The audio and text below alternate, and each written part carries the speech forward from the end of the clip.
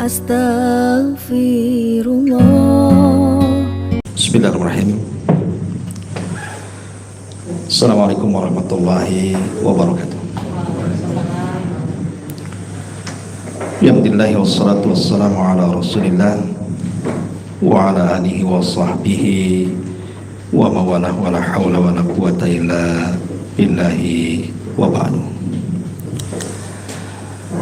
Alhamdulillah, segala puja dan puji hanya milik Allah subhanahu wa ta'ala.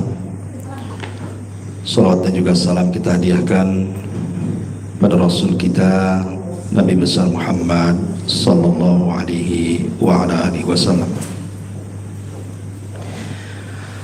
Pembahasan di siang ini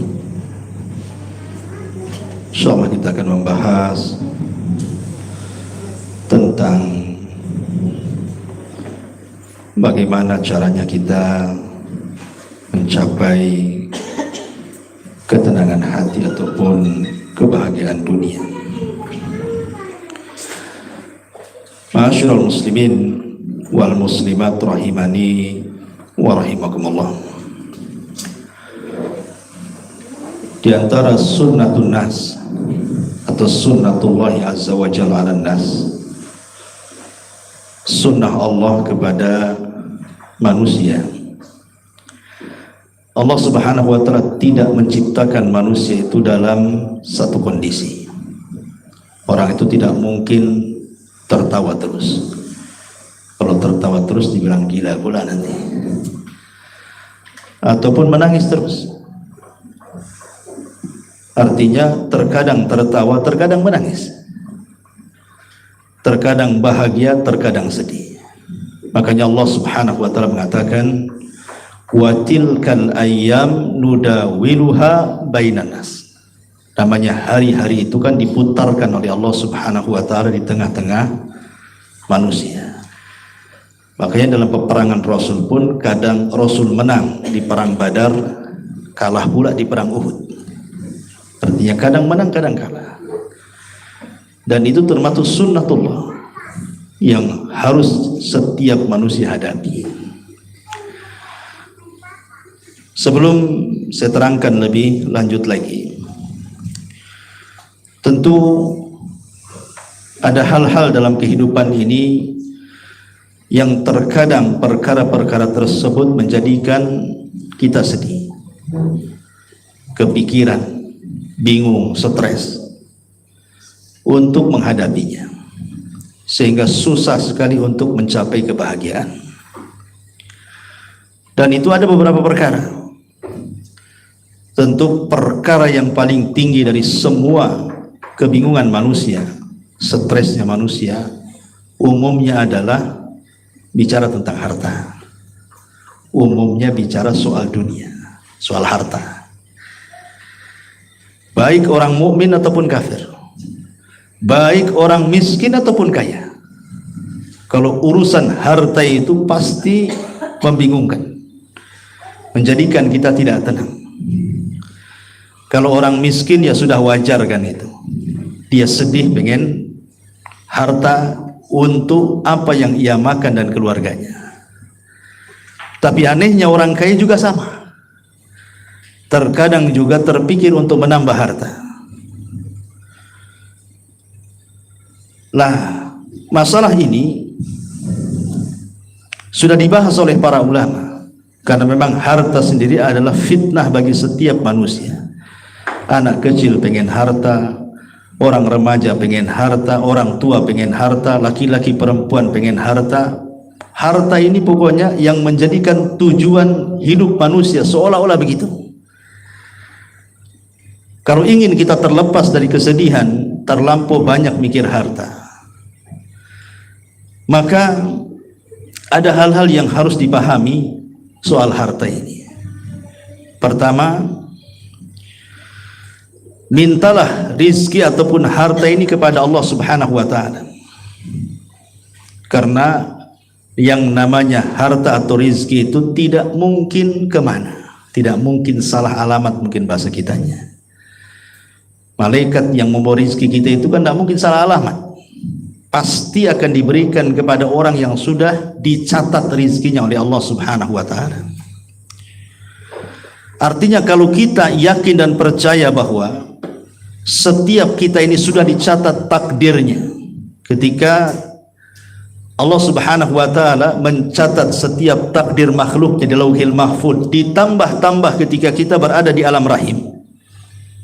Ketika kita berada di alam rahim ibu kita, malaikat kan datang kemudian mencatat rizkinya. Artinya rizki kita ini sudah dicatat. Sehebat apapun manusia mencari rizki itu, tidak mungkin tambah dari yang sudah dicatat. Tidak mungkin, mustahil. Mau keluar dengan catatan Allah Subhanahu wa ta'ala itu mustahil. Karena manusia sudah dicatat, kenapa kemudian kita menjadi bingung? Kita menjadi stres. Bukankah rizki kita sudah dicatat? Makanya Rasul mengatakan tidak mungkin orang itu diwafatkan kecuali disempurnakan rizkinya. Mustahil orang itu diwafatkan kalau rizkinya belum disempurnakan. Pasti disempurnakan dulu baru diwafatkan. Dari sini pentingnya seorang itu berjalan dengan takdir Allah Subhanahu wa ta'ala. Ma'asyiral muslimin yang dimuliakan Allah Subhanahu wa ta'ala, Hatim Al-Asam seorang ulama salaf. Beliau pernah memberikan sebuah nasihat, dan nasihat itu bagus untuk kita. Beliau mengatakan, satu, rizki Allah itu tidak mungkin diambil orang lain. Rizki Allah itu tidak mungkin diambil orang lain. Sehebat apapun, sekuat manusia apapun mau mengambil rizki kita tidak mungkin berpindah kepada dia. Ini pula yang kemudian menjadikan kita tenang dan tidak hasad kepada orang. Kalau ini tertanam kepada kita, tidak mungkin hasad. Karena maaf, ada sebagian orang yang kemudian curiga dengan orang lain. Ini jangan-jangan warung saya disihir nih sama tetangga sebelah nih, ya kan? Rizki kita sudah dicatat. Sekalipun mereka menggunakan 1000 dukun sekalipun untuk membangkrutkan kita, mustahil dukun-dukun itu bisa merampas rizki yang sudah dicatat Allah Subhanahu wa ta'ala. Kalau ini yang ditanam akidah seperti ini, tenang hidup kita ini, nggak mungkin stres, ya. Kenapa? Karena kata Hatim Al-Asam, rizki kita tidak mungkin diambil orang. Sebagaimana amalan kita juga, pahalanya tidak mungkin diambil orang. Salat kita, puasa kita, zakat kita, ya untuk kita, bukan untuk orang lain. Kecuali kalau kita berbuat zalim kepada orang, baru amalan kita diambil orang yang kita zalimi. Ma'asyiral muslimin wal muslimat rahimani wa rahimakumullah. Intinya kalau kita ingin yakin, percaya dengan takdir Allah Azza wa Jalla. Tetapi ada sebagian manusia itu kan tidak sabar ketika mengerja rizki. Ketidaksabaran inilah yang menjadikan kemudian harusnya dia mendapatkan rizki yang halal, akhirnya mendapatkan rizki yang haram, gara-gara nggak sabar tuh. Makanya pernah saya ceritakan kepada antum tentang kisah seorang pengemis yang datang ke rumah Ali bin Abi Thalib radhiyallahu anhu. Kemudian Ali menjanjikan akan memberikan 400 dirham. Maka setelah kemudian Ali mencari-cari 400 dirham itu di mana, nggak ketemu-temu tuh, lupa dia naruh. Manusiawi gitu. Ali juga manusia, kadang-kadang lupa, kayak kita juga lupa naruh kunci mobil, kunci motor, kadang-kadang lupa. Celakanya ingatnya waktu sholat pula tuh. Waktu sholat, iya. Waktu sholat pula ingat itu ya. Jadi Ali radhiyallahu an akhirnya karena kelamaan mencari uang, pengemis ini seolah-olah dibohongi. Betul tak Ali ini mau ngasih nih? Jangan-jangan janji saja. Akhirnya dia marah pergi. Sebelum pergi dia mencuri pelana kudanya Ali radhiyallahu an. Qadarullah setelah dia pergi, baru saja mencuri kemudian pergi, uang itu pula ketemu. Kemudian dia bergegas mencari peminta-minta itu, tapi sudah pergi. Malah yang datang pembantunya dan menceritakan bahwa pelana kuda kita hilang, wahai Amirul Mukminin. Maka kemudian Ali radhiyallahu mengatakan, ya sudah kalau hilang, ini di tangan saya ada 400 dirham, belilah pelana sana ke pasar. Niatnya saya tadi mau ngasih pengemis, tapi dia sudah nggak ada. Maka kemudian pembantunya Ali ke pasar, ketemulah dengan orang yang jual pelana. Setelah tawar, akhirnya dapat pula harganya 400 dirham tadi, dibawa balik. Setelah kemudian dibawa balik, Ali kaget karena itu pelana Ali. Ini kan pelana kita kan itu. Dari mana kau dapat katanya? Aku beli dari orang yang sifat-sifatnya begini katanya. Kata Ali, Allahu Akbar katanya. Kalau seandainya pengemis itu mau sabar, maka dia akan dapat 400 dirham dengan cara halal. Ketika tidak sabar, dia mendapatkan dengan cara haram. Kan kalau sabar dia dapatkan halal karena dikasih. Tapi karena dia tidak sabar mencuri, kemudian dia jual harta curiannya sama-sama 400 dirham, dapatnya dengan cara yang haram. Artinya kan tetap saja di angka 400 itu dapatnya. Enggak lebih juga, karena sudah ditakdirkan cuma 400 kan. Cuman ada yang tidak sabar untuk mencari yang 400 itu, akhirnya dia menganggap ada jalan pintas tapi tidak pantas. Dia dapat dengan cara yang haram. Makanya harus sabar. Mungkin Allah subhanahu wa ta'ala ketika kita menguji kita itu karena ada sebuah hikmah yang kita tidak tahu masalahnya. Ketika kita mencari rezeki, kok masih dipersulit saja oleh Allah azza wa jalla. Sementara kita yakin bahwa Allah tidak mungkin mewafatkan kita kecuali disempurnakan rezekinya, tapi kok tidak juga dapat gitu ya. Boleh saja di balik sulitnya kita mencari rezeki dan Allah takdirkan belum diberikan apa yang kita minta, di balik itu ada hikmah yang kita tidak tahu. Makanya ada istilah Al-Quran itu, wa asa an takrahu syai'an wa huwa khairul lakum. Boleh jadi sesuatu yang kita anggap benci itu baik pula bagi Allah. Mungkin Allah hendak mempersiapkan sesuatu yang kita tidak tahu. Karena ada hadis Nabi yang mengatakan ada orang-orang miskin itu kalau dikayakan justru dia kurang ajar. Ketika dia miskin dekat dengan Allah, ketika jadi kaya jauh pula daripada Allah subhanahu wa ta'ala. Karena hakikat harta itu, kalla innal insana la yatgha an ra'ahu stagna. Terkadang ada sebagian manusia itu mudah melampaui batas ketika rizki Allah dibentangkan kepada dia. Ada orang-orang yang sengaja Allah tidak kayakan supaya tidak kurang ajar dengan Allah. Tapi ada orang-orang kaya tidak Allah miskinkan, sebab kalau miskin lebih kurang ajar dia kepada Allah. Ada hikmah tuh ya, ada hikmah di balik situ. Makanya perlu sabar. Sabar itulah kunci kemenangan. Sabar, doa dan usaha itu adalah kunci kemenangan hidup. Ini yang pertama. Yang membuat orang bingung itu biasanya bicara soal harta ya. Kemudian apa lagi? Masalah anak. Biasanya orang yang sudah berkeluarga yang buat bingung selanjutnya biasanya anaknya. Terfikir anak ini kalau sudah besar jadi apa? Mau sekolah di mana? Sementara tidak ada biaya menyekolahkan, kasihan juga nanti masa depannya, bla bla bla bla macam-macam. Kalau sudah mikir anak itu bingung orang tuh. Karena mungkin juga berawal dari faktor ekonomi kan itu. Jangan lagi bicara orang miskin ngurus anak, orang kaya saja yang sudah punya uang kadang-kadang stres tuh mikirin anak tuh. Jelas-jelas dunia di hadapan dia tuh.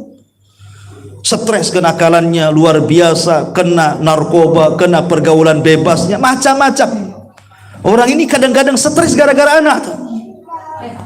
Sebenarnya solusinya adalah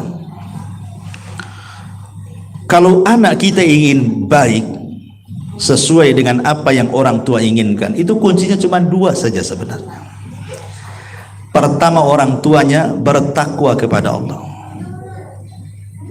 Arti takwa itu menjalankan perintah, menjauhi larangan, menikmati yang dihalalkan, menjauhi yang diharamkan. Itulah takwa. Yang kedua, perbaiki orang tuanya. Perbaiki, jadi orang tua yang saleh bagi anak-anaknya. Saya ambil satu kisah dalam Quran. Dalam surah Al-Kahfi itu ada kisah tentang Nabi Musa dan Khidir. Di mana ketika Nabi Musa alaihi salatu wasallam belajar kepada Khidir itu salah satu pelajarannya apa? ketika Khidir dengan Musa kehabisan bekal, masuk pula ke kampung, satu kampung bakhil semua. Bayangkan ada kampung bakhil, satu kampung bakhil semua. Mau minta dijamu tuh nggak ada yang mau jamu. Akhirnya kemudian Musa dan Khidir keluar dari kampung ini dan hendak mencari kampung yang lainnya. Di perbatasan kampung rupanya ada rumah yang hampir roboh. Tidak tahu siapa penghuninya. Tiba-tiba kemudian Khidir mengatakan kepada Musa, wahai Musa, berhenti dulu, kita perbaiki rumah ini. Musa heran, kita ini lagi lapar, perlu makan. Kalau memperbaiki rumah yang jelas-jelas penghuninya adalah supaya dapat upah untuk beli makan, kan itu. Ini rumah-rumah tua sudah mau roboh, nggak jelas siapa penghuninya, kok main diperbaiki lah, upahnya apa, kan itu ya. Tapi kan syarat belajar kepada Khidir kan tidak boleh banyak tanya masalahnya. Kalau banyak tanya diusir. Terpaksalah Musa diam saja. Akhirnya diperbaikilah rumah itu sampai selesai. Lah di antara takwilnya, ketika sudah selesai pertemuan Khidir dan juga Musa, Khidir baru bercerita, kenapa kita memperbaiki rumah yang hampir roboh di perbatasan kampung yang semua penghuninya bakhil. Kata Khidir, di bawah rumah itu ada harta yang sangat banyak. Kalau Khidir mau kan, kalau dia kan sedang kelaparan kan, bisa aja diambil hartanya kan ya. Tapi dia seorang nabi, itu bukan hak milik dia, itu milik orang lain. Itu di bawah rumah itu ada harta karun. Kalau rumah itu roboh, kemudian harta karunnya nampak, ini satu kampung orang bakhil pasti akan mengambilnya. Karena orang bakhil itu, kenapa orang itu bakhil? Karena rakus dengan harta. Orang bakhil itu kan karena rakus dengan harta dia, makanya dia bakhil. Lah kita perbaiki karena rumah itu milik dua anak yatim. Dua anak yatim itu ada di kota, dan kedua orang tuanya adalah soleh dan soleha. Syahidnya apa? Wa kana abuhuma soleha. Kedua orang tuanya soleh. Syahidnya di sini ketika Khidir mengatakan karena kedua orang tuanya soleh, ketika kedua orang tuanya meninggal, Allah kirim para malaikat, Allah kirim orang-orang baik untuk menjaga anaknya itu. Makanya tidak perlu sedih, tidak perlu takut tentang kondisi masa depan anak. Kalau kita bertakwa kepada Allah, kemudian berusaha memperbaiki diri, maka anak kita akan dijamin oleh Allah Subhanahu wa ta'ala. Umumnya anak itu rusak itu karena orang tuanya rusak. Karena yang paling banyak merusak anak itu orang tua. Itu kata-kata Ibnul Qayyim rahimahullah ta'ala. Kebanyakan yang merusak anak itu orang tua, bukan pergaulan. Pergaulan itu dampak dari orang tua tidak bisa merawat anak, akhirnya dia bergaul dengan pergaulan yang gak bagus. Tapi awalnya dari orang tua. Jadi kalau orang tuanya soleh, orang tuanya takwa, orang tuanya baik, insya Allah anaknya juga akan baik. Karena Allah kirim para malaikat untuk menjaganya. Hatta pun kalaupun orang tuanya sudah meninggal, pasti anaknya akan baik. Saya akan ceritakan. Ada dua khalifah di zaman kerajaan dulu, di zaman kerajaan Bani Abbasiyah. Pertama Umar bin Abdul Aziz, yang kedua Hisham ibnu Malik. Umar bin Abdul Aziz dan Hisham ibnu Malik, atau Sulaiman ibn Malik. Umar bin Abdul Aziz itu kan terkenal tuh khalifah yang sangat adil. 2 tahun kekuasaannya tidak ada orang miskin di negaranya. Dia berkuasa 2 tahun saja, tapi tidak ada orang miskin di zamannya. Sampai orang bersedekah bingung nyari orang fakir. Kenapa? Karena dia berusaha untuk mempraktekkan zakat dan berusaha meniadakan pajak. Jadi zakat itu yang dikelola tuh. Lah ketika kemudian Umar bin Abdul Aziz rahimahullahu ta'ala meninggal dunia. Umar bin Abdul Aziz itu anaknya banyak, 11. Anak Umar bin Abdul Aziz 11 ya. Padahal dia khalifah, orang nomor 1 loh, Khalifatul Islam di zaman itu. Siapa yang tidak kenal Umar bin Abdul Aziz? Tapi dia meninggal hanya meninggalkan 14 dinar. Seorang khalifah ketika meninggal hartanya cuma 14 dinar. 14 dinar ini dipotong untuk fardu kifayah dia, untuk pembelian kafan, untuk penguburan, habislah 4 dinar sehingga hartanya tinggal 10 saja, 10 dinar. 10 itulah yang diwariskan ke anak-anaknya.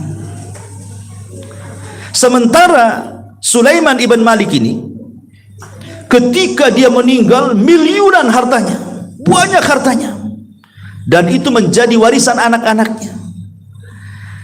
Tetapi Umar bin Abdul Aziz ketika sebelum wafat, dia berpesan kepada anak-anaknya untuk bertakwa kepada Allah Azza wa Jalla. Jangan pernah meninggalkan kewajiban.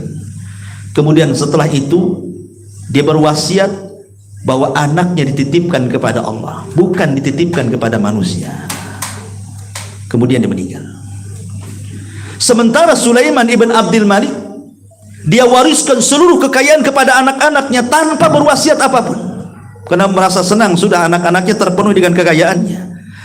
Yang namanya waktu itu terus berjalan, ikhwan, ya, tahun demi tahun. Besarlah anak-anak Umar bin Abdul Aziz. Subhanallah, Allah bentangkan rizkinya. Semua menjadi orang kaya, menjadi orang soleh dan bertakwa. Dan mereka ahli sedekah, tak tanggung-tanggung sedekah mereka setiap hari ribuan dinar. Sementara putra daripada Sulaiman ibn Malik hartanya habis, kemudian anak-anaknya menjadi gelandangan dan pengemis. Lihat. Jadi sebenarnya yang diwariskan orang tua itu bukan harta, karena harta kan bisa habis. Sulaiman ibn Malik kurang apa coba? Khalifah loh. Ketika meninggal hartanya untuk anaknya ludas juga habis, anaknya jadi gelandangan.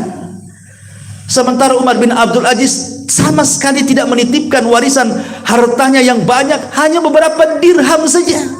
Tapi dia wariskan wasiat ketakwaan dan dia titipkan anaknya kepada Allah Subhanahu wa taala. Akhirnya anaknya semua menjadi anak-anak yang saleh, pengusaha yang sukses, dan bersedekah setiap hari ribuan dinar. Luar biasa, ikhwan. Ya kan? Dari sini ma'asyiral muslimin yang dimuliakan, kenapa orang tua sedih gara-gara anak? Karena orang tuanya tidak bertakwa dan tidak berusaha untuk memperbaiki diri. Itu sebenarnya kuncinya di situ. Ini yang kedua. Yang ketiga, apalagi yang membuat Anda bingung itu? Biasanya masa depan. Orang bingung itu gara-gara mikirin masa depan biasanya. Cemana nih masa depan saya, perusahaan saya, warung saya, usaha saya, bagaimana nasib keluarga. Pasti orang bicara soal masa depan tuh biasa. Orang belum terjadi sudah bingung dulu tuh, sudah stres dulu, kepikiran tuh apa yang akan terjadi besok, lusa, tahun depan, udah bingung dulu kita kan. Ma'asyiral muslimin yang dimuliakan Allah Subhanahu wa taala, kalau kita tidak ingin bingung soal masa depan, apa yang kita akan makan, apa yang kita akan minum, apa yang kita akan dapati, sebenarnya tidak perlu bingung. Ada hadis, pegang satu kaidah. Hadis Nabi sallallahu alaihi wasallam, wasiat Rasul kepada Mu'adz ibnu Jabal atau kepada Abdullah ibn Abbas radhiyallahu anhu. Jadi Abdullah ibn Abbas radhiyallahu anhu suatu hari dibonceng Nabi. Satu hari dibonceng Nabi itu. Ya. Kemudian kata Nabi sallallahu alaihi wasallam, "Ya gulam, inni u'allimuka kalimah, ihfadillah yahfadka, ihfadillah tajidhu tujahak." Wahai anak muda, saya akan ajarkan beberapa kalimat. Tolong jaga kalimat-kalimat ini. Kata Nabi SAW kepada Abdullah bin Abbas, jagalah Allah, niscaya Allah menjagamu. Jagalah Allah, niscaya engkau akan mendapatkan Allah di hadapanmu. Idza sa'alta fas'alillah wa idza sta'anta fasta'in billah. Kalau minta sesuatu, minta kepada Allah. Kalau minta tolong, mintalah pertolongan kepada Allah. Ini kaidah hidup namanya. Kalau kita menjaga Allah Subhanahu wa taala, artinya menjaga Allah itu menjalankan perintah, menjauhi larangan, menikmati yang dihalalkan, menjauhi yang diharamkan. Itu artinya menjaga Allah tuh. Maka orang tidak akan bingung masa depan. Kenapa? Karena Allah akan balik menjaga kita. Kalau kita jaga Allah, Allah jaga kita. Allah jaga kita, jaga harta kita, jaga anak-anak kita, pasti semuanya akan dijaga Allah. Tapi kalau kita tidak menjaga Allah, jangan harap Allah menjaga kita. Itu yang membuat bingung orang itu masa depan, karena orang itu tidak pernah menjaga Allah. Jaga Allah, Allah jaga kita, sehingga nggak perlu bingung lagi masa depan terjadi apa-apa. Terus nanti Allah itu yang ngatur semuanya. Allah tahu kok hajat kita.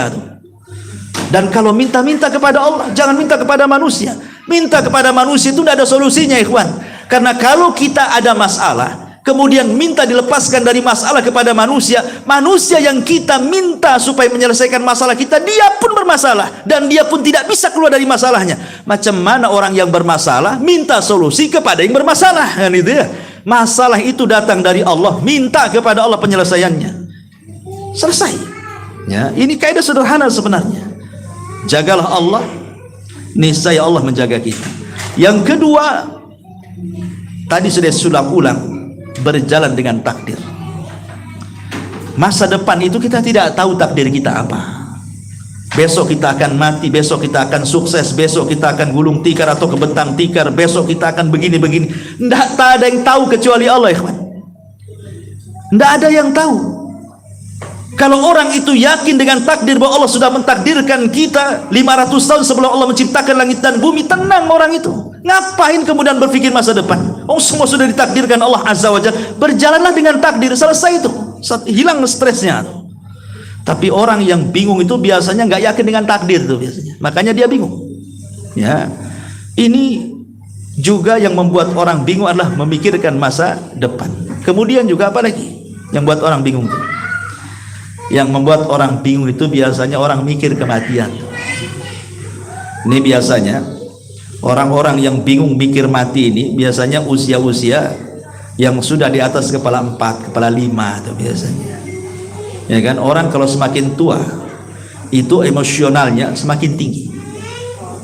Jadi perasaannya itu semakin pekat.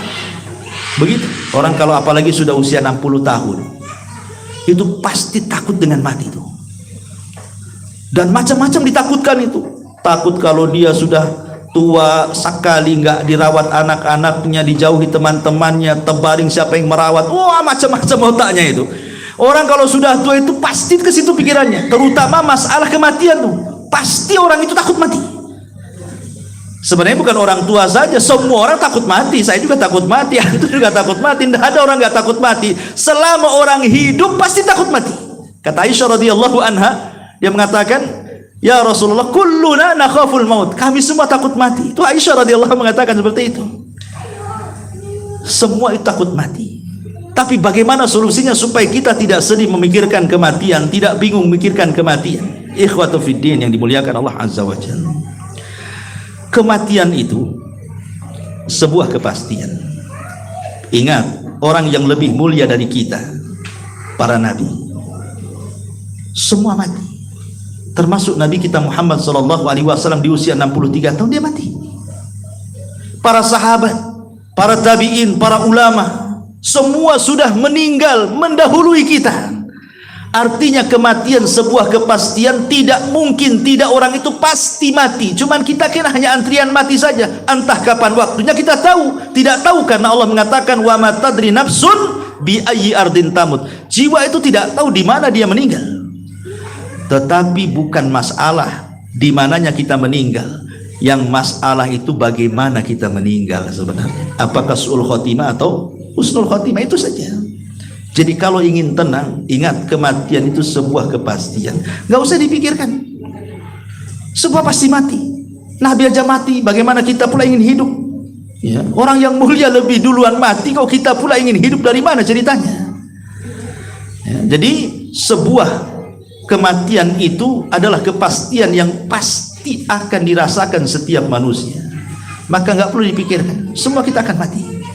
Saya, antum, siapapun akan mati. Ma'asyiral muslimin yang dimuliakan Allah Azza wa Jalla. Apalagi itu yang buat orang bingung nggak bahagia itu? Ini yang paling bahaya. Mikirin omongan orang. Itu biasanya ya. Yang paling stres tuh biasanya mikirin omongan orang tuh. Entah dia bully kita, entah dia fitnah kita, entah dia ngomong apa tentang kita, kemudian kedengaran, kepikiran itu. Ada orang yang mati pelan-pelan karena mikir ucapan orang, ikhwan.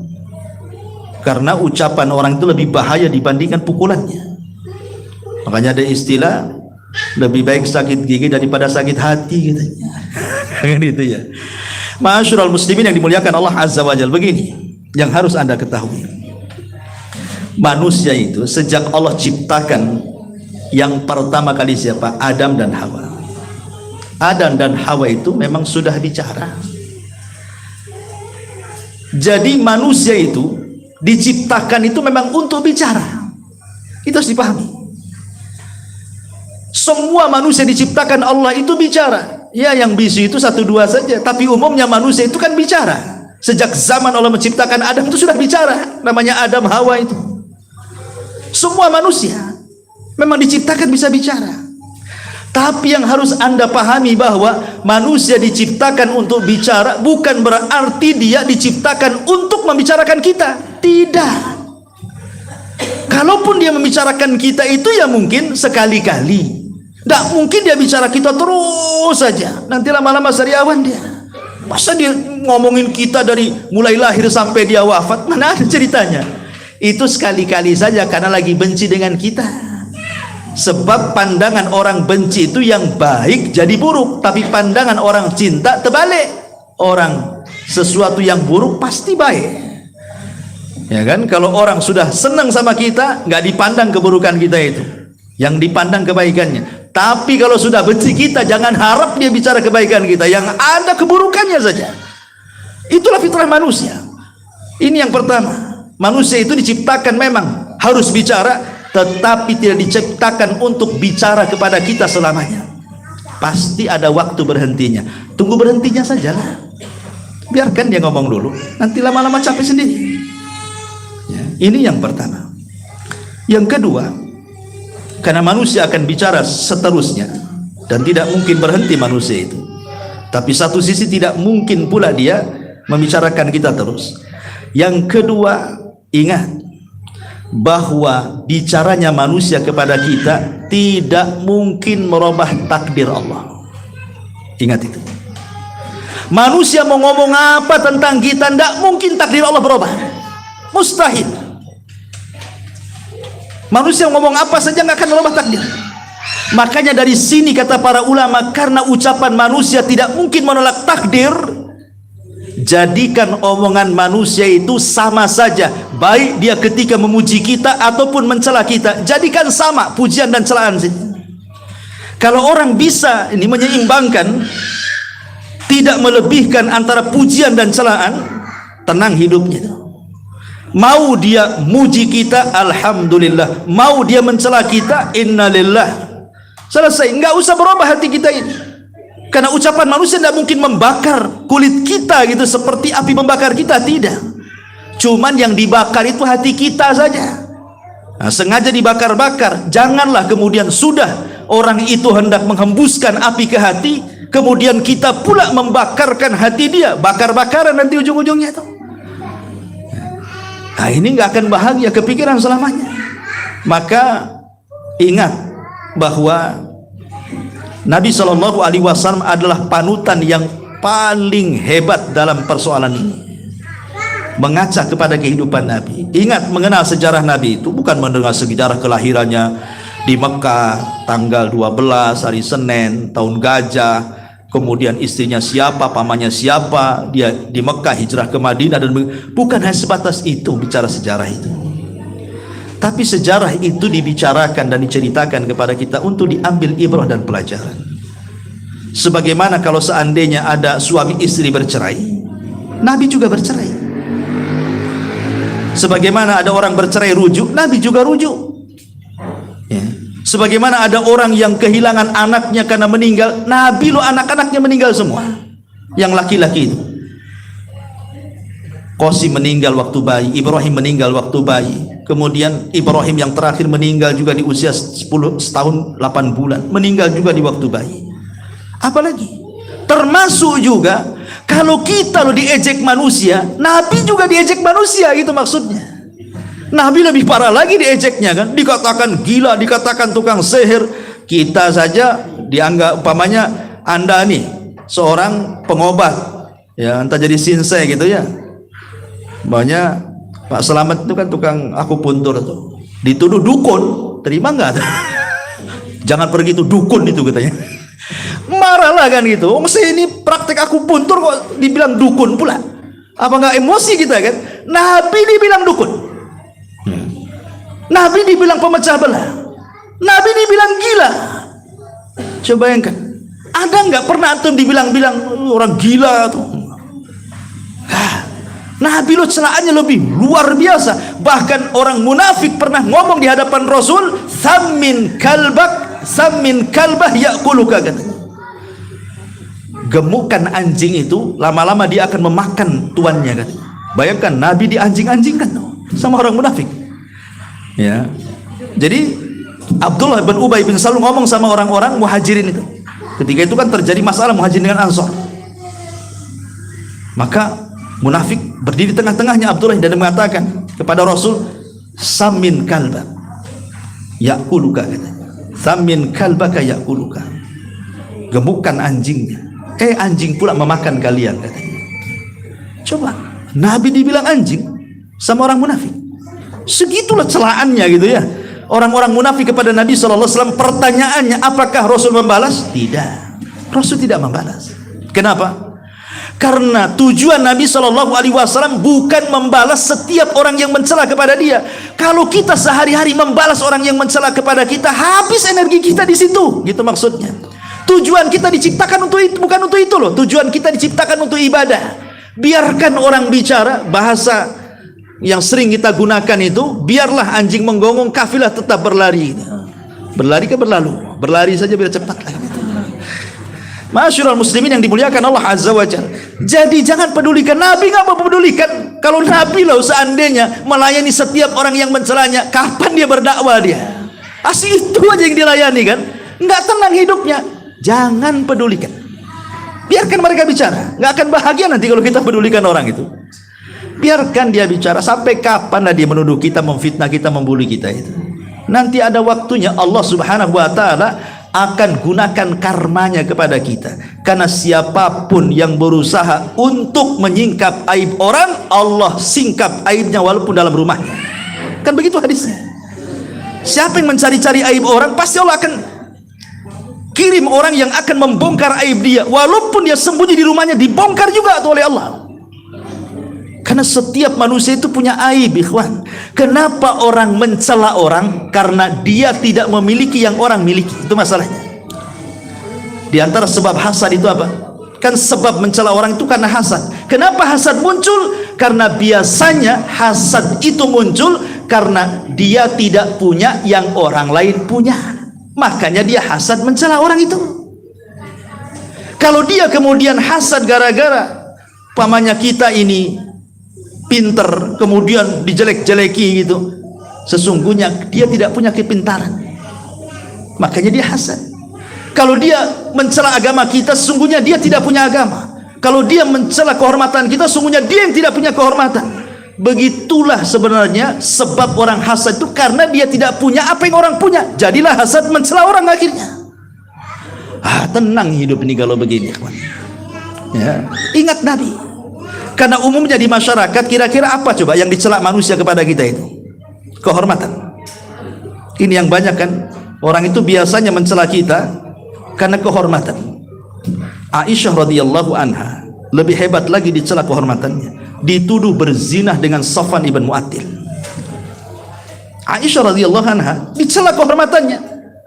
Gara-gara dia kemudian ketinggalan pasukan, datanglah seorang sahabat namanya Safwan ibn Mu'attil menolong dia. Kemudian berjalan berdua, pada Aisyah naik di atas unta, Safwan ini yang menggiring sampai ke pasukan. Ditengok orang-orang munafik, ada kesempatan mencela Nabi. Dituduh Aisyah berzina dengan Safwan. Siapa yang tidak sakit hati coba? Istrinya dituduh berzina dengan orang, padahal istrinya yang dicintai dia tuh, Nabi SAW. Jadi kalau seandainya kita dicela kehormatan kita, orang yang lebih mulia dari kita, Rasul dan Aisyah radhiyallahu anha, dicela juga kehormatannya, toh sama saja. Tapi lihat, Nabi SAW tetap diam dan menunggu solusi dari Allah Subhanahu wa Ta'ala. Artinya kalau kita dicela orang, kembalikan kepada Allah, biar Allah yang membalasnya, selesai itu. Apalagi yang dicela orang itu, ya, agama, ya. Jurayz Al-Abid di zaman Bani Israel, ada orang yang ingin kemudian hasad gara-gara Jurayz ini dipuji banyak manusia dari kalangan Bani Israel karena dia ahli ibadah. Akhirnya kemudian dikirim seorang pelacur kan, supaya bisa menggoda Jurayj dan berzina dengan dia, tapi Jurayj tetap di atas keimanannya. Mau digoda wanita cantik pun tidak tergiur sama sekali. Kita mah tidak digoda saja kita goda orang. Apalagi digoda ya, nggak goda saja kita goda orang. Ya, Jurayj ini digoda, nggak goyang tuh keimanannya. Akhirnya sang pelacur ini berzina dengan penggembala kambing, hamil pula, lahirlah anaknya. Dituduh ini anaknya si Jurayj katanya. Satu Bani Israel datang, dipecahkan, dihancurkan tempat ibadahnya, dipukuli Jurayj hampir mati. Tapi Jurayj mengatakan, tunggu dulu, tuduhan kalian tidak benar.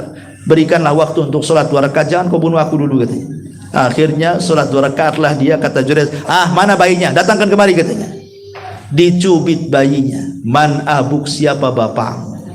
Kata bayi itu, ajaib bisa bicara. Abi ra'il ghanam, bapakku penggembala kambing. Wah, orang kaget semua. Rupanya bukan Jurayj pelakunya. Ya. Cuman masalahnya bayi yang bisa bicara yang dicubit itu cuma di zaman Jurayj. Kalau sekarang mau dicubit bayi kan tetap aja ngewe. Kan bicara, anak siapa kamu? Anak siapa kamu? Sempat dia ngomong anakmu apa enggak, pusing tuh. Kan gitu ya. Ya, jadi itu kan bayi ajaib di zaman itu. Ya. Ma'asyiral muslimin yang dimuliakan Allah Azza wa Jalla. Jadi yang harus dipahami, kalau kita tahu sejarah Nabi, bagaimana Rasul kemudian bersikap kepada orang yang bicara kepada dia, maka di sini ada kesimpulan, jangan pernah pedulikan ucapan orang. Itu intinya. Jangan mempedulikan ucapan orang. Makanya dalam surah Al-Kahfi sering saya jelaskan pada antum ini. Dalam surah Al-Kahfi itu dijelaskan bahwa Ashabul Kahfi itu 7 anak muda dan yang ke-8-nya seekor anjing. Itu kan mau dibunuh sama kerajaan Romawi gara-gara tidak mau menyembah berhala. Anak-anak muda ini bukan anak-anak muda miskin, orang susah, tidak. Semua anak pejabat, orang kaya, punya kedudukan, tapi mempertahankan agamanya. Akhirnya dia dikejar, mau dibunuh. Akhirnya Allah Subhanahu wa ta'ala ilhamkan agar mereka sembunyi di gua. Masuk mereka ke dalam gua. Kemudian sampai di gua mereka istirahat, tertidurlah kemudian 7 orang Ashabul Kahfi ini. Subhanallah, bukan sehari 2 hari tidur, 300 tahun, 3 abad lebih. 300 tahun lebih mereka tidur. Tahu-tahu bangun. Ketika mereka bangun, yang satu di antara mereka bangun pertama ingin cari makan. Kemudian datanglah keluar sambil ketakutan karena takut masih kerajaan yang lama kan. Rupanya sudah berbeda, rajanya pun sudah berubah, dan raja yang sekarang berkuasa jauh lebih baik, lebih adil, lebih soleh dibandingkan raja berikutnya, dan beragama sama dengan agama mereka, tidak musyrik. Kemudian namanya uang 300 tahun yang lalu kan nggak laku kan itu. Kayak kita lah, uang di zaman Belanda untuk beli ke pasar belanja, mana dapat ayam. Yang ada diketawakan, ini uang apa ini katanya. Tapi kemudian mereka heran, itu uang dari mana dapatnya. Sampailah uang itu ke kerajaan. Kemudian sampai rajanya turun, kemudian diceritakan kisah mereka, takjublah raja itu sehingga ingin memuliakannya. Akhirnya dibawalah raja dan pejabat-pejabat ini dihantar ke gua. Rupanya masih ada lagi 7 orang. Tapi sayang, ketika sampai di gua, setelah diceritakan kepada raja, kemudian Allah istirahatkan mereka, tidur sebentar, rupanya Allah wafatkan. Dari sini pelajarannya apa? Terkadang tidur itu bisa mengalahkan musuh. Ashabul Kahfi ini menumbangkan kerajaan zalim di zamannya, bukan dengan senjata, tidak, kan nggak ada perang, kan tidur saja itu. Ketika bangun rajanya sudah mati, sudah runtuh kerajaannya, ganti dengan kerajaan yang lain. Artinya mengalahkan musuh itu tidak mesti dengan senjata, cukup dengan tidur gitu maksudnya. Tidur aja dan dikalah itu musuh tuh. Ya, Ashabul Kahfi kan tidur tuh. Ustadz, saya sudah tidur, kepikiran juga, ya, malah nggak bisa tidur, minum CTM, ya, atau apa tuh, antimo atau apa, kurang 2 pil 3 pil, karena saya pernah minum 3 pil tuh langsung tidur, gak bangun-bangun itu, ya. Bukan suruh tidur maksudnya, kalimat ibrahnya di sini, tidur di sini artinya jangan dipedulikan, kayak orang tidur nggak peduli orang. Orang tidur mana peduli orang kan? Jadi jangan pedulikan, walaupun kita tidak tidur, jangan pedulikan ucapan orang itu. Kalau dipedulikan, setan masuk nanti. Ya, jangan pedulikan seperti Ashabul Kahfi itu. Nggak usah pedulikan, nanti dia kalah sendiri, kan capek sendiri kalau nggak dilayan itu. Musuh kita kan supaya kita melayan, sehingga mereka pengen tahu kekuatan kita apa. Tapi kalau diam saja lama-lama, biarin aja lah. Capek juga, nggak ada perlawanan kan gitu ya. Nanti lama-lama juga mundur dengan teratur itu orang-orang itu. Maka jangan pedulikan mereka. Kemudian yang perlu lagi, ingat bahwa ucapan manusia itu tidak menambah umur kita dan juga tidak mengurangi umur kita. Dia tidak menambah umur, tidak mengurangi umur, tidak menambah rizki, tidak juga mengurangi rizki. Dan terkadang orang-orang yang mencela kita lebih dulu mati daripada orang dicelanya. Nabi SAW pertama dicela oleh siapa? Abu Lahab. Ketika pertama dakwah di Bukit Sofa, dikumpulkan kerabatnya, datang Abu Lahab mencaci maki Rasulullah. Tabban laka sairul yawm, celaka semua hari ini untuk wahai Muhammad. Alihada jamak tanah, untuk ini kau kumpulkan kami, katanya. Habis dicela sampai turun tabat yada Abi Lahab wa tab, itu karena mencelanya Abu Lahab kepada Rasul. Pertanyaannya, siapa yang mati duluan? Abu Lahab mati duluan. Abu Lahab mati duluan setelah terjadi perang Badar itu. Tapi dia tidak mati di perang Badar karena dia pengecut, tidak mau ikut perang. Dia nyewa orang untuk mewakilkan orang di perang Badar. Tapi setelah perang Badar, kemudian dia terserang penyakit, mati. Coba, terkadang orang yang mencela mati duluan tuh. Pamannya ada orang mencela kita, mudah-mudahan dia mati. Kok akan mati duluan? Rupanya dia pula yang duluan mati. Ya. Jadi celaan orang tidak menambah umur, tidak juga mengurangi umur. Umur itu ditentukan Allah, termasuk juga rizki. Betapa banyak orang yang dulunya dihina, dibuli, dengan berjalannya waktu dia pula yang menjadi kaya. Akhirnya orang yang membulinya malu sendiri kan? Ya. Karena semua rizki sudah diatur manusia. Masyarul muslimin yang dimuliakan Allah Subhanahu wa taala. Kembali kepada tema di awal. Lalu apa sih konsep kebahagiaan itu? Dan kenapa manusia harus diuji oleh Allah Subhanahu wa taala? Baik. Allah Subhanahu wa taala ada sekitar 8 poin secara singkat. Ya, 8 poin ini. Yang pertama, kenapa Allah Subhanahu wa taala memberikan ujian sehingga kita terkadang menghalangi untuk tersenyum dan bahagia itu? Satu, Allah menguji kita itu agar Allah memisahkan mana yang mukmin, mana yang kufur, mana yang mempertahankan imannya, mana yang kemudian mudah terjerumus kepada kekufuran, mana yang syukur, mana yang kufur, mana yang iman, mana yang kufur, supaya dipisahkan dengan ujian itu. Seperti kita menguji anak-anak sekolah, kan supaya kita tahu mana yang pintar, mana yang bodoh kan gitu, mana yang nyantol dengan pelajarannya, mana yang tidak gitu kan. Lah Allah juga sama, ketika menguji kita itu untuk memisahkan mana orang-orang yang jujur keimanannya, mana yang dusta dengan keimanannya. Maka Allah Subhanahu wa taala katakan, wala nabluwannakum bisyai'in minal khaufi wal ju' wa naqsim minal amwali wal anfusi wath thamarat wa basyiris sabirin. Dan sungguh kami akan uji kalian dengan sedikit dari ketakutan. Takut masa depan, takut mati, takut anak-anak nasibnya gimana gitu ya. Walju ataupun kelaparan, sulit, miskin, susah cari kerja, gaji kecil dan begitu seterusnya.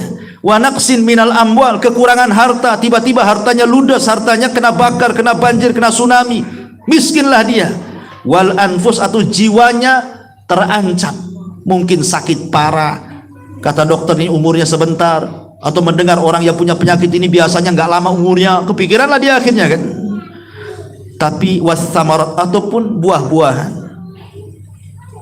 hujan tapi tidak berkah.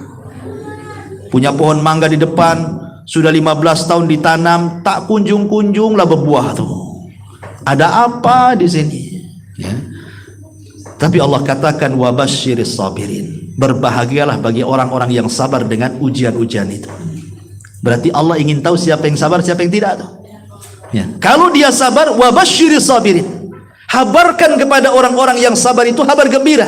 Siapa orang yang sabar itu? Alladzina idza asabatkum musibah qalu inna lillahi wa inna ilaihi rajiun.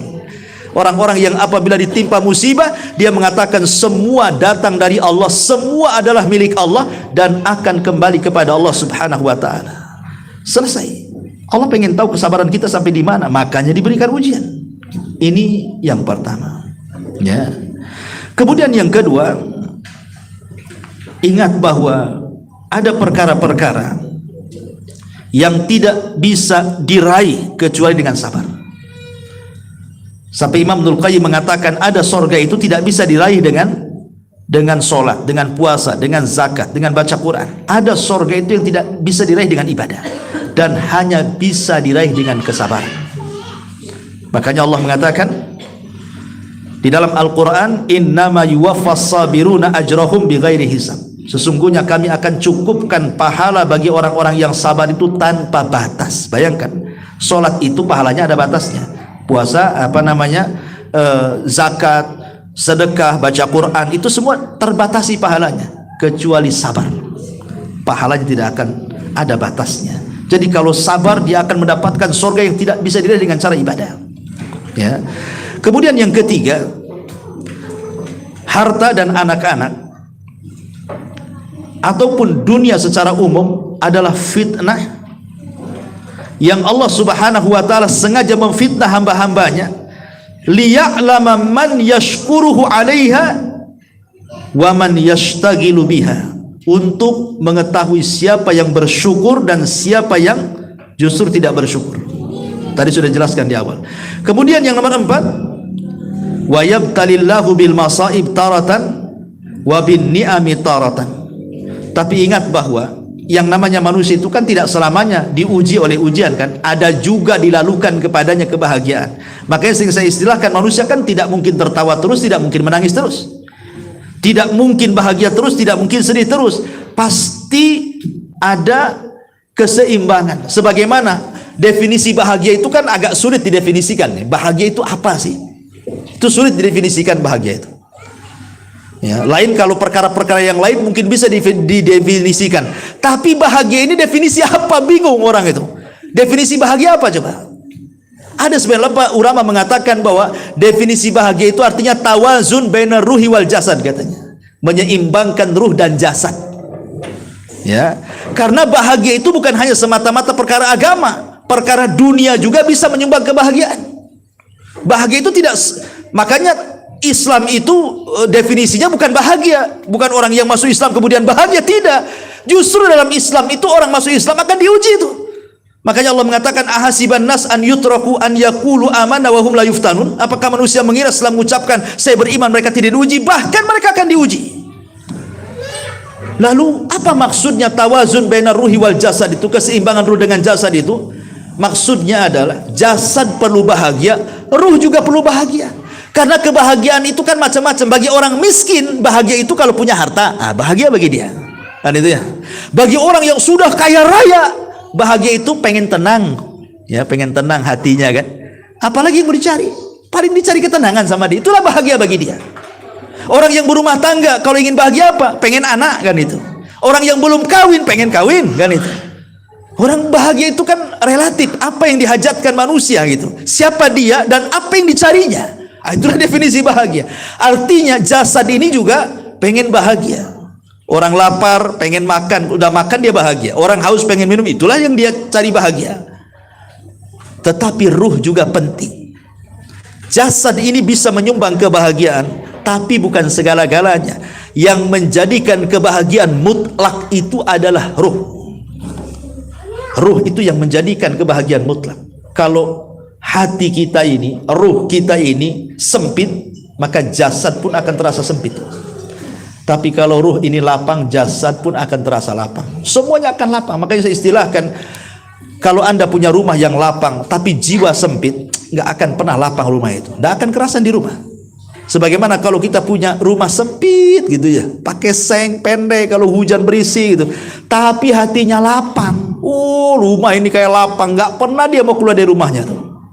Tapi banyak orang-orang kaya nggak betah di rumah, pulang, nanti pergi lagi, pulang, pergi. Itu ada masalah itu orang itu kok. Harusnya orang kaya sudah kaya itu ya betah di rumah lah. Kalau orang miskin jarang di rumah, wajar dia cari rezeki. Ini enggak ada orang kaya disiksa dengan kekayaannya, nggak pernah di rumah. Lalu dia buat rumah untuk apa? Kalau bukan untuk ditempati itu. Masa rumah tuh dibangun tuh ditengokin dari luar saja untuk bangga-banggaan tuh aku punya rumah bagus. Itu nggak bahagia, itu menipu diri namanya. Jadi ma'asyiral muslimin yang dimuliakan Allah, definisi bahagia ini agak sulit didefinisikan. Walaupun ada tadi ulama yang mengatakan seperti itu, tapi ulama ada yang mengatakan bahwa bahagia itu sebenarnya letaknya di hati. Hati inilah yang membuat orang bahagia. Kemudian juga yang kelima, bahwa ujian itu yakunu hasbal iman. Tetap saja ikhwan, walaupun manusia sehebat apapun, seiman apapun dia, seahli ibadah apapun dia, sehebat apapun keislamannya, pasti dia akan diuji sama dengan orang-orang awam diuji. Cuman ujian orang yang beriman terkadang lebih berat dibandingkan ujian orang awam, karena ujian itu disesuaikan dengan imannya orang. Kalau imannya kuat, ujiannya keras, ujiannya besar. Tapi kalau imannya lemah, Allah ringankan ujiannya sesuai dengan kadar imannya. Jadi jangan heran kalau seandainya orang dulu belum hijrah. Saya belum hijrah Ustaz, Masya Allah enak dunia ini, masih kerja di bank, masih dengan ribanya. Oh, rumah enak, keluarga enak, anak pun bisa disekolahkan, bisa nyicil mobil ini itu. Setelah saya keluar dari bank, menghindar riba, kemudian kerja jadi tukang jual es, hidupnya susah katanya kan. Terkadang ujian itu disesuaikan dengan keimanannya. Imannya kan sudah mulai kuat tuh, makanya dia hijrah. Ujiannya pun makin besar juga tuh. Sebab kalau dia itu imannya lemah, ya ujiannya pun lemah. Makanya Nabi SAW mengatakan, al-anbiya inna asyaddal bala al-anbiya. Sebesar-besarnya ujian itu para nabi, kemudian setelahnya. Kemudian kata Nabi SAW di ujung hadis, dia mengatakan, fayabtaliyar rajulu ala hasbi dini, bahwa orang itu diuji sesuai dengan kadar agamanya. Fa in kana dinahu sulban ishtadda balaan. Kalau keimanannya kokoh, maka ujiannya makin besar. Tetapi wa in kana fi dinihi riqqatan, kalau agamanya lemah, imannya lemah, maka ubtuliya ala hasbi dini, maka akan dia diuji sekadar keimanan dan agamanya saja. Maka itu harus dipahami bahwa ujian, kalau Anda makin ngaji, pasti makin berat ujiannya. Hadapi, justru itu pahala di balik ujian. Kemudian yang nomor 6, bahwa terkadang Allah menguji hamba-hambanya itu bukan satu ujian, bi anwa'il bala. Terkadang dalam satu waktu itu Allah Subhanahu wa taala menguji itu berlipat-lipat ujian. Belum selesai ini datang itu, belum selesai itu datang lain lagi, belum kelar yang ini datang lagi yang lain. Terkadang ada yang sifatnya ujian itu beruntun, ya, tidak berhenti itu, asik terus saja. Sengaja Allah hendak mengangkat derajat kita, menghapus pahala kita, bahkan boleh jadi Allah sudah mempersiapkan surga bagi kita. Kemudian yang nomor 7, bahwa Allah itu rahim dengan hambanya. Karena Allah rahim, maha pengasih dengan hambanya, maka ketika orang diuji oleh Allah Subhanahu wa ta'ala, ujian itu bukan karena kebencian Allah dengan kita, tapi karena kasih sayang Allah dengan kita. Ingat Nabi Ayub diuji berapa tahun? 18 tahun lamanya, dengan luka, dengan borok-borok, benjol-benjol dari kepala sampai kaki, isi nanah dengan darah. Dijauhi manusia, manusia tidak akan mendekatnya, difitnah manusia, jangan-jangan dia bermaksiat, akhirnya Allah kutuk dia. Diuji luar biasa selama 18 tahun lamanya.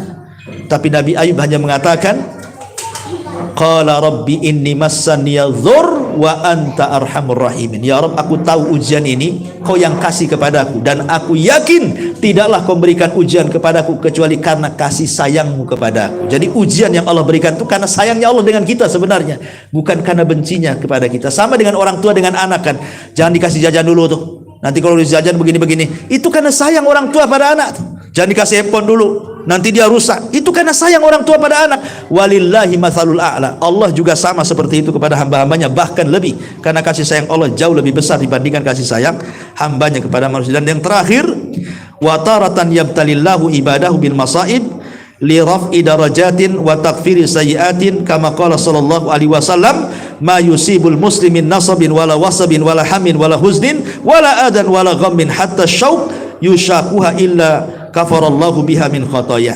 Terkadang ujian itu untuk menghabiskan dosa-dosa kita, menghabiskan kesalahan kita. Karena sekecil apapun ujian itu, entah kita tertusuk duri, kata Rasul, itu sudah bisa menghapuskan kesalahan kita, ya, sudah bisa menghapuskan kesalahan kita. Maka bersabarlah dengan ujian. Inilah diantara adapun sebab-sebab ujian ini, sebenarnya saya sudah tulis, ya, sekitar 22 sebab ya untuk mendapatkan kebahagiaan, tapi karena waktu juga sudah 11.34. Taib, ada tanya jawab sebentar 10 menit. Silakan kita buat tanya jawab 10 menit kalau ada yang bertanya. Tafadhol.